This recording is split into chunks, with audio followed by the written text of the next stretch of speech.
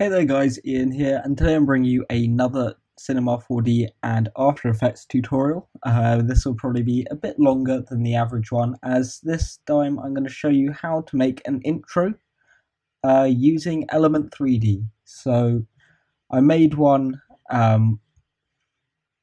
little while ago, last month, and this is kind of how it looked, and this is kind of what I'm going to show you how to make. So you'll get to know the lighting, the animation, and the glow and all that. So we'll just jump right in to Cinema 4D where we start. So for this you will probably want a logo of some sort. So I've got basically a circle, and with this I just took a 4-side spline and used the sweep NURBS to sweep around it, scaling it at the top and bottom, so you get this pretty cool shape which looks quite cool. And hopefully, I haven't tested this, but hopefully it works just the same as a normal logo. So if you don't want to deal with this and you just have, say your logo is this, you can always just put it into an extrude NURBS, and this will do really for the animation. But in this tutorial I'm going to be using this logo, and I'll leave a download link in the description for this project file so you can follow along with this just to get the practice in if you want. So we're going to be using a plugin called Nitroblast for this, but there are three free alternatives online if you don't have it, but Nitroblast works pretty well, and so I'll be using it because I have it. So this is a menu for Nitroblast, and we want the Nitroblast main, which will pop this up. Now with our sweep NURBS selected, we want the quality on high, the pieces on about 50, and then small pieces we want 2, so that splits all the pieces up again, and we want this to be on about 5. And as for all of these settings, you can leave them the same. We don't need to remove any inside pieces, and we can just click fracture, and in the end you'll be left with a sweep NURBS, a fractured object which looks something like this. If I was to click play, it would fall down because there's dynamics, but we don't need to worry about any of that. So if we look into here, you can see we have in total 89 pieces, and this will do for our animation. So what you want to do is just, with the first one selected, hold down Alt, go to MoGraph and Fracture, and just select all the other pieces and drag them in. Holding down Alt makes it a parent of the object you've highlighted, so it just makes it a bit easier to organize. So you can just drag that out and delete the rest of the Nitroblast, so we're left with the pieces. You could use a free plugin to break it up and you'll be left with something similar to this. But yeah, as long as you can find a way to break your object into different pieces, you'll be fine. So with this, we can just click save. I'm going to save it as something new. So I'm going to make a new folder called E3D tutorial, and just save it as logo underscore E3D, that's element 3D, and then we're done with Cinema 4D. It doesn't matter about texturing it within there, as long as there are 2 different textures on each piece, it'll work fine. So we're just loading up After Effects now. It can take a little while, especially if you have quite a few plugins. The first thing we want to do is go to composition, new composition, and we'll make it for now 10 seconds long and 1280 by 720. Then we want layer, new, solid, and we'll name this element 3D. It's best to be organized down here. And with that, we want to go to Video Copilot and Element, drag it on. Of course, if you don't have Element 3D, then you won't be able to do this. So we can go to Scene Setup, Import, and go to the folder we saved it to and open the Cinema 4D file straight in. And you can see we have our logo, and if we go to wireframe mode, you can see it's broken up into all of these pieces, which is pretty cool. So you can also see we have two materials already on it, one for default in and default out, and this stands for the inside of the object and the outside. So you can see if we were to turn one off, we have the equivalent of the inside of the object. So what we want is the metal texture for the outside, which can be found if you have the Pro shaders. It can be found in metal, and I believe it is brushed metal dirty, and so just drag that onto the out, and you can see we have this texture on here. Making sure to go to the actual object here, changing it to box preserve aspect ratio, and changing the UV repeat up to something like 3. And you can click auto normals if you like, and it'll just sort a few minor errors up, and you can see we have this really detailed texture, and it looks great. So this is the outside of our texture, and then the inside we want a kind of glow material, and so we just want in the basic material, I believe it is illuminated, and you can just drag that on to the default in. And what we want to do is go down to, where is it? Oh, we want illumination on, and we just want to change the color of the diffuse, and this is going to be our kind of darkish red material. And then you just right click, copy, and copy that down to the illumination channel as well. And then with them both checked back on, we can just click OK, and we have it now in our scene. So the next thing we need to do is make a camera. So we can just go to right click anywhere down here, go new, camera, and I'm going to keep this as a 35mm camera. And you can see it's the wrong way round, so we can go back into our scene with the object selected, and I believe it'll be flipping on the y-axis. Nope, maybe the x. There we go. So now it is lined up. So the basic animation for this, as this is assigned to group 1, we can go into the particle look, and if we change the multi-object to enable, we can actually play with the size of each individual piece. And this is pretty much the animation. Like, it's not very complicated at all. So we can play with the rotation and the rotation random, just like you could do using a random effector in Cinema 4D. And all you have to do really is keyframe this. So first thing we're going to do is make sure that the glow works. So we're going to actually go into our group 1 and change the size random to something where we'll be able to see this glow. So basically break it up a little bit, and pressing through C on the keyboard you can see the cursor changes, and this is your camera control really. So this is orbiting around, we've got our moving around and our zoom. So we want to kind of move in so we can see it, and I've accidentally moved that across. So somewhere like here will be fine. So we go to render settings, glow and enable glow, you can see straight away we get our glow. So we can change this to kind of dark red,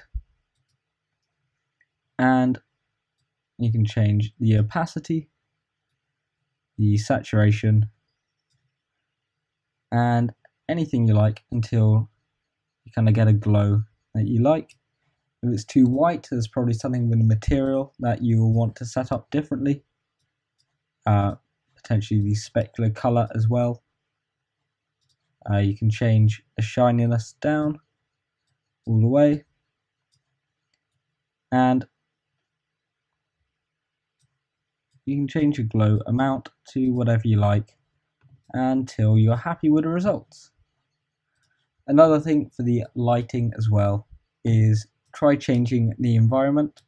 So one I like to use is Studio Blur, and this is what we'll be using here.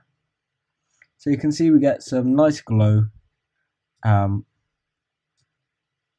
Maybe the intensity radius needs playing with a little bit, but you can see this is pretty similar to what we had before, and it's basically up to you of how you want it to look. For now, in this tutorial, this will be fine. So Element 3D is very powerful. If it's going a bit slow for you as well, you can change the render mode to something like preview. Draft is more for working with camera angles, as there's no textures, not too much detail. Preview is very similar to full, so you can work very well in your preview window, and there's not as much latency. And full is what you put it on for your final render. In the actual render settings, there are several options. We've just gone through the glow. There's motion blur, which we'll come to in a little bit, depth of field, which we'll also look into. Ambient occlusion is something which is pretty useful just to turn on. It kind of fakes a bit of shadows just using ambient occlusion. If you've used Cinema 4D, you'll know the kind of the difference it makes. You'll be able to see it if I zoom in here and flick it on and off. You can see right around here, if we disable it, you get some slight shadows. This isn't the perfect object to use it on, like to demonstrate, but it makes a subtle difference. Another thing we want to do is add additional lighting to make the scene a little bit more interesting. So under lighting, we can go to add lighting, and in this case we can use dark. You can use any of these, and also you can play with the brightness and also the rotation. So you can see this really brings out the glow in some places. So I quite like the highlight this gives around the edge. So we might want to kind of try and work with that somewhere like here. And you can also play with the brightness, and this will really bring out your logo. And you can also, within the environment channel, rotate the actual environment. So this is the main environment now, the studio, which you can move around. And what I like most about Element 3D is the fact that everything is rendered pretty much in real time. So this is the object that you will be seeing in the final render in pretty much full quality.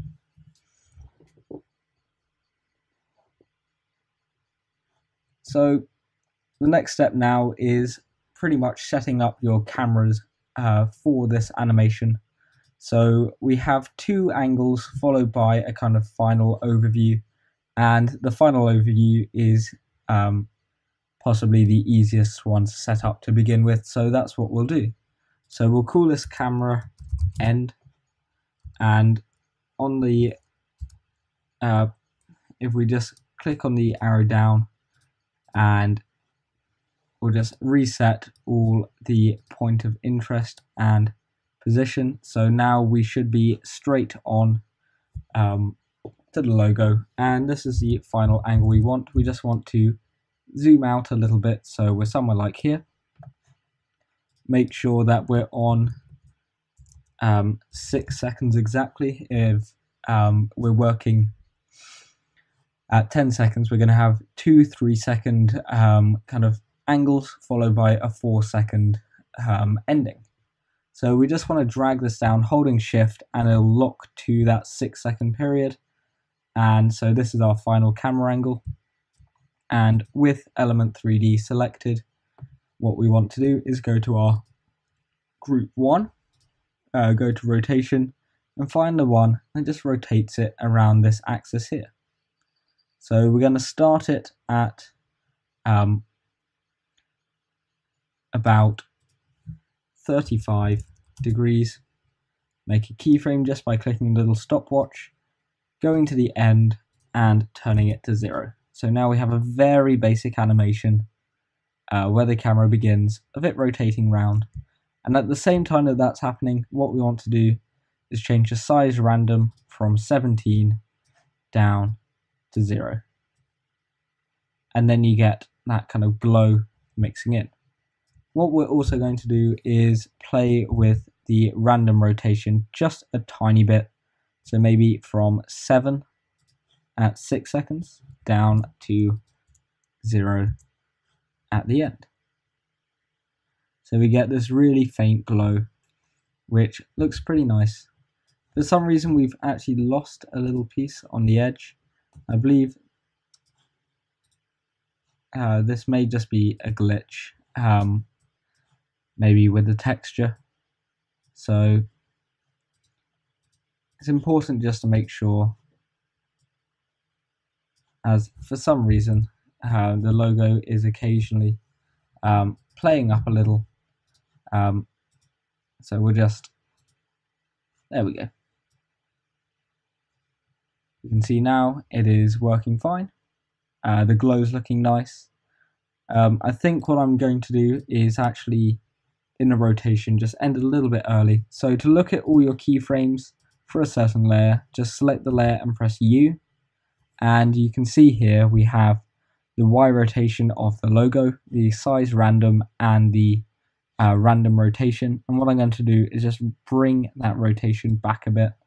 And so now that the random rotation on all the bits ends before all the pieces come together. And I'm going to do just the same to the size random, so it does actually finish and you get an end animation like this, and it looks really nice. So the next thing to do is create another camera to try and get those different angles, but we don't want this, we don't want it rotating. We kind of want it at 0 here. So we want to have the Y rotation of the particle 1 frame back to the 0. So it'll jump back from there and go. So now it's straight on. We can add in a new camera, and this one will be called first, for first angle, and this will go until 3 seconds. So we'll just do that and drag it down. And so we have our 3-second camera, which we're just going to zoom in and rotate around, move around until we get an angle that we like. So somewhere around here will do. Again, being quite rushed with this, you can take as long as you like to find an angle. And I'm just going to zoom in, rotate around a little bit more, and somewhere like here will be fine. So in the animation I did, it starts off perfect and then you see these little gaps appearing. And so we're going to do the camera movement first. So bring down the little arrow, go to transform, and just make a keyframe on the point of interest and position. And then go to the 3 seconds and simply pan a little bit, and so we get this camera angle. Remember, you can always reverse this in post-production after you've rendered all this out. So I'm going to have it zooming in, and it's just going to break a tiny bit. So in Element 3D, we're going to change the size random to 0 and the rotation to 0. And you can see already we get these cracks forming, which is pretty much what we want straight away, but we don't want it to happen instantly. So we're actually just going to move these two keyframes forward a bit, and that way you can see we get these cracks forming, and we're actually going to displace them on the Z axis. So you can see if we're to do this, we get all the pieces kind of falling apart. We could also do the same with scatter, and in this case the scatter looks better. So on this same mark, we're going to make a keyframe on the scatter Z axis, and then at the end of here we're just going to have these slightly offset, so you can see we get these cracks forming. And we're also going to play with the rotation a little bit more. So at here, instead of 3, it'll be something more like 12. And this is the first camera angle done. Remember, you can always go back and change any of the keyframes again to anything you might like. You can use the actual animation engine within here to have one logo broken up and the other one fine, and then use the animation engine to actually get a kind of wipe animation. But in this case, this works fine, and this is what I was doing in my intro. So we're going to make another camera, not solid. We're going to make a new camera called second, and this one's going to start here and end here. Remember, holding down shift will lock it to the position there. So now we have one camera angle, and then this one, and then the final one. So the second camera angle is pretty much more the same as the first. We just want to find something we like. So try and avoid going to the same place more than once. So somewhere like here will do, and what I'm going to do is have it zoomed here and change the, we'll make a keyframe on both the point of interest and position. Make sure you're still in the same camera, and just zoom out like so. And now we have a pretty basic camera angle, which we're going to mix up by using the Z rotation. So I'm going to make it -15 to begin with, and at the other keyframe I'm just going to zero it out. So now we get this very simple rotating camera, and you can see here we have pretty much the animation down. We're just going to now play with depth of field. So depth of field works very simply with Element 3D. All you have to do is turn it on in the camera.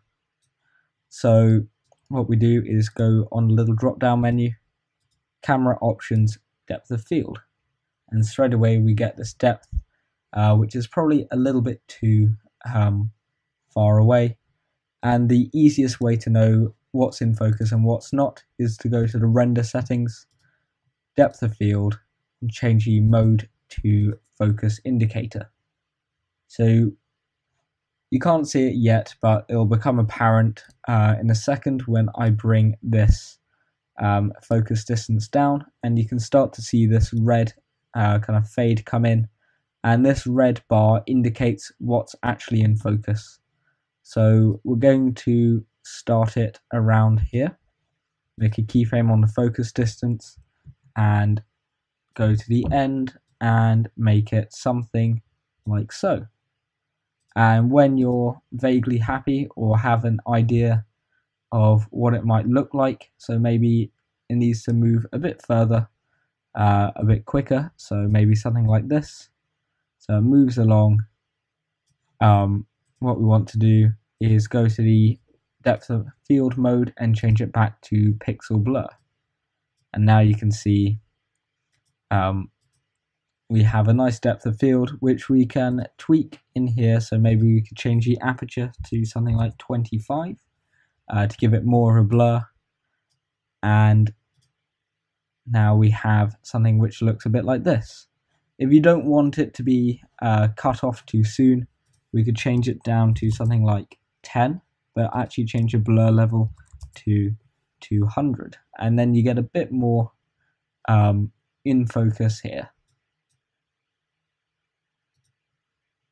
So this is beginning to look pretty nice. This depth of field is for the first angle, so we just need to do the same with the second two.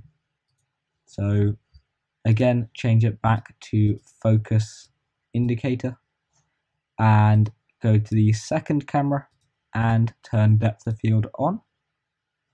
And this one is going to start over here and it is going to end over here. So it's going to almost pull focus from one to the other, and I just want this to finish a little bit earlier. So we have it in focus here, going down and then appearing here before it ends to the next camera. And also the next camera should start there. So again, go back to Element 3D and change it to pixel blur and have a look at what's in focus and what's out of focus at the right time. So right here you can see looks really nice in the background. I'll put it up to full. You can see full takes a little bit longer and make it 100%. And you can see here we have really nice clear in focus logo here and really incredible depth of field rendered in real time almost in Element 3D. So sometimes your texture might not look particularly high res, and so you can always come back in here and change the UV repeat up to something like 5, and now we have an even higher resolution texture for our logo. So you can see now we have the depth of field sorted. The final one doesn't really have any on, so we can actually, when it starts, keyframe the depth of field from comp settings. In fact, we want to go here, make the keyframe here, and then the next frame we want it off. And what that's going to do is allow us to use depth of field with this camera, but it won't affect our logo, which is what we want. So the next thing we want to do is add some text, which will actually rotate along with the logo. So we want to go to new text and just type in whatever you like. So in this case, I'm going to use my name. And make sure the paragraph is centered text, and with this just make sure it only appears on the last section. We don't want it on any of the others, and I'm just going to make it white. Next thing to do is move it down, make sure it's aligned to the center, right click and make it a 3D layer. Again, just move it down here. So this is now with the camera, so we could move out and it'll track it with it. As the animation of the rotation here is moving with the camera, but the animation of the logo is within Element 3D. We do have to rotate this by hand. So we have the rotation at -35, at 35, and if we just go to transform, then it's a Y position at 35, or you could, in theory, alt click on the keyframe and simply link it up to this position here. And all that's doing is, I believe it's called a pick whip. You just drag it onto another attribute and it pretty much copies it. It's like using the parent here. And what that's just going to copy whatever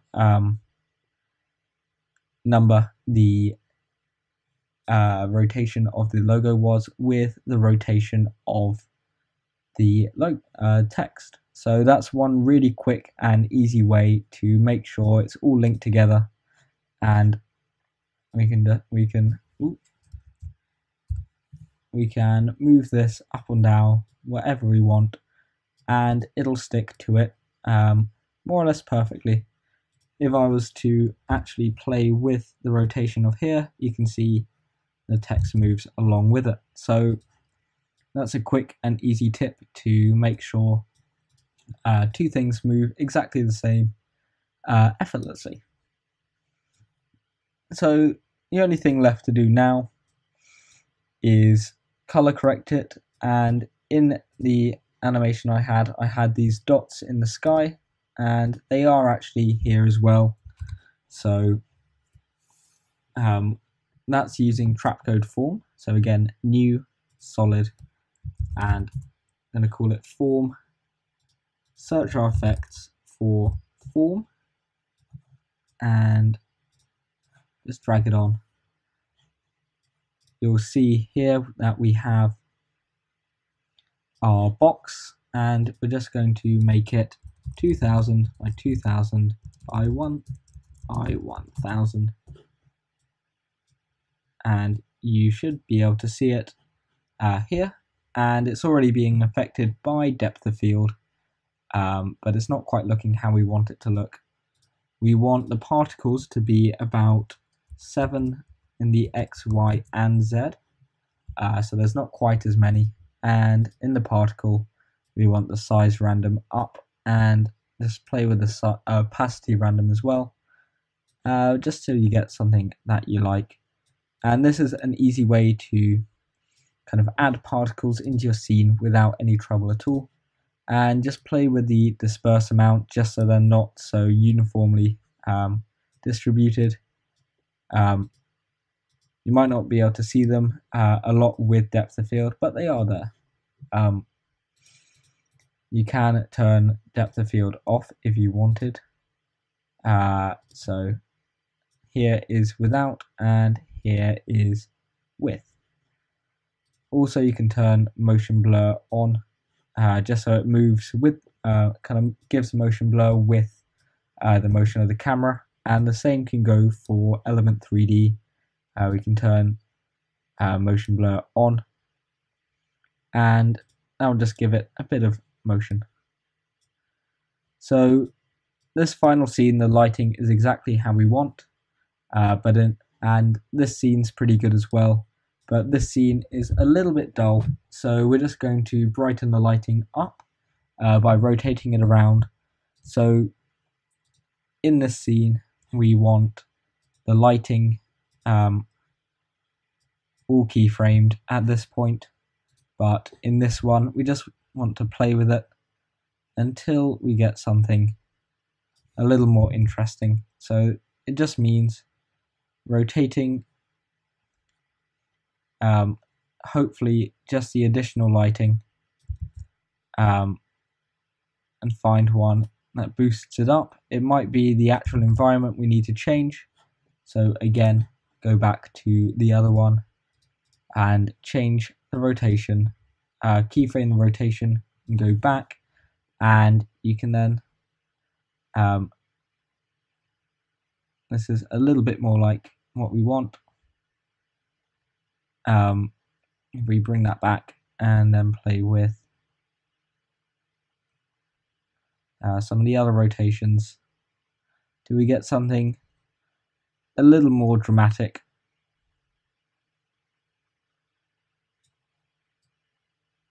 And again, this is all down to personal choice.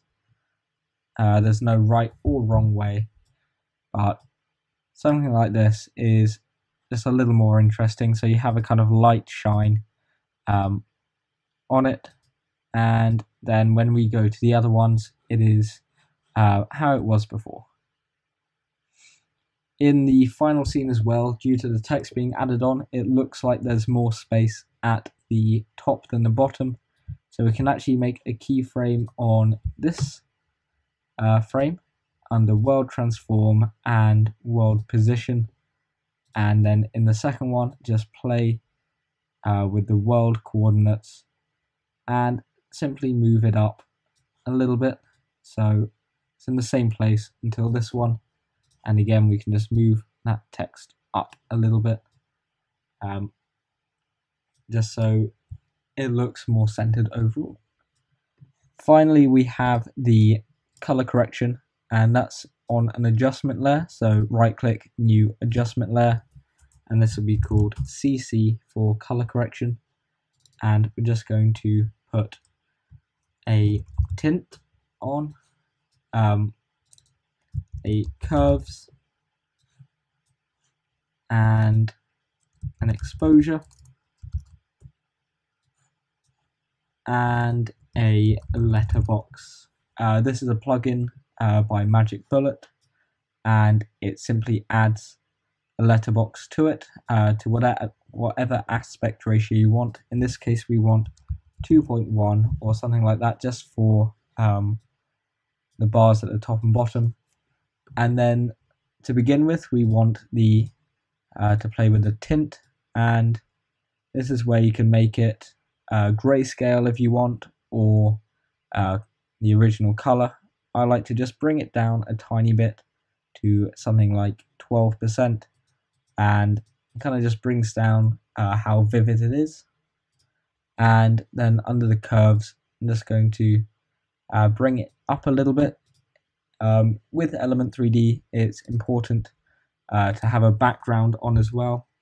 So I'm just going to make a background layer quickly and drag it beneath everything. So now we have the background, and we're just going to play with the curves, making a simple S shape to give it a bit more contrast, and play with all of the adjustments.